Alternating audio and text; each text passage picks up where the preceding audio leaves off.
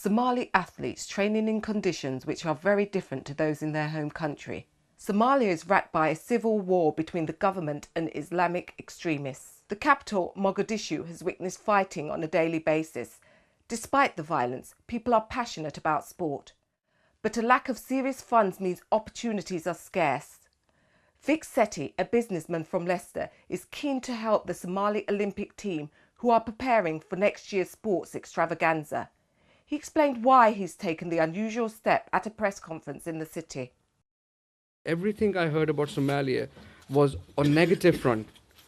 And I'm a believer of that people should give a helping hand to countries which need support because everyone is not equal. We have 5 fingers. All 5 fingers are not the same. Whether it's India, whether it's Pakistan, whether it's America, whether it's the UK, we have good people, we have bad people. There's good elements, bad elements.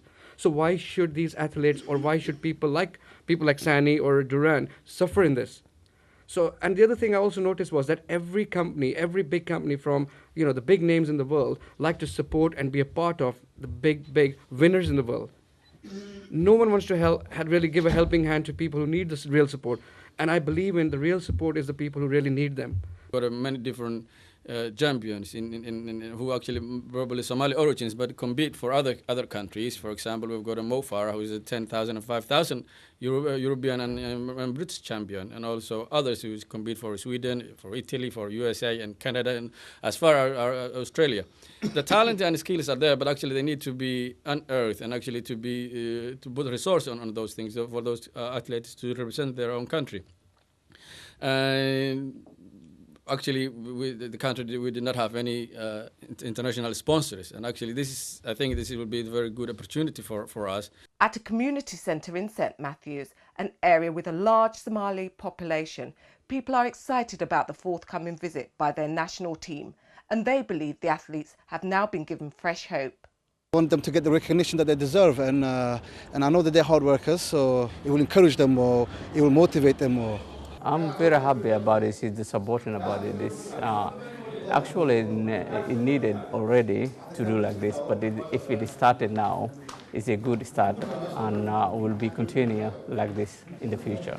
Somalia has won many medals in previous Olympic Games, but the sportsmen and women train without the normal comforts enjoyed by athletes from other nations. Sport simply isn't a priority for the government.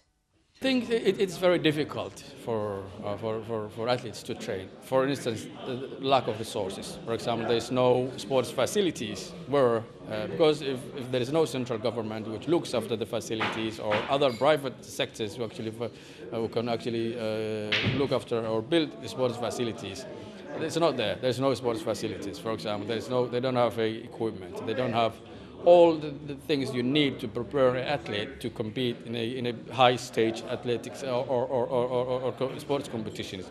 We've just seen a video just recently where a Somalian is running and there's bullets, a civil war going on. And in fact, I believe that makes them even a faster runner because they're trying to save their lives. So they're dodging bullets and doing practice at the moment back home. Some of them don't even have shoes. They're barefooted running there. Why do they deserve to have that? I think let's be frank, let's get together and let's support them as maximum as we can and get them into today's world, the 21st century of the world. Mohammed Saini is a former athlete who is working closely with the Olympic team. He believes sport can actually help to bring about peace in the war-torn country. We can minimize it. The risk now Somalia, they are fighting the young people and they got the gun to fight. So through the sport, through the health and through everything you have to finish, and in time of the young people, and now in the situation in Somalia, it's better they get the sport than Somali is younger generation. They become to the good citizenship of the country. Councillor Abdul Osman and Steve White, a former head teacher, have joined Vic Sethi as board members of Somalia's National Olympic Committee. Mr. White told Pukaar News Leicester's helped a number of African countries in the past. We raised 3 million bucks, for South Africa, and that was a fantastic project. I think it's one of the funniest things I ever heard when I met the vice president of Uganda, and we talked, and he said, Balls to Africa, Mr. White. You remember it, Abdul? And we were all laughing, and we raised a lot of football equipment for Uganda, and we know where that is being used now. More recently, we've been working through the company, you know, that I'm the chairman of, Schools Development Support Agency in Namibia. And we've got a big educational project. And every project that you get involved in, it's a two-way street. It's not a one-way, it's a two-way. All parties do benefit from this. The athletes themselves are said to be excited about the latest development and are looking forward to training in this country and taking part in London 2012. I just would like to wish good luck to all the players who will be taking part in the Olympics or coming down to the UK, to London. I wish them all the best, the very best, and I personally look forward to meeting them on their arrival with our team here, our committee members, and we just hope that they do achieve medals and honors when they are here, and they can prove the world that yes, they can do it.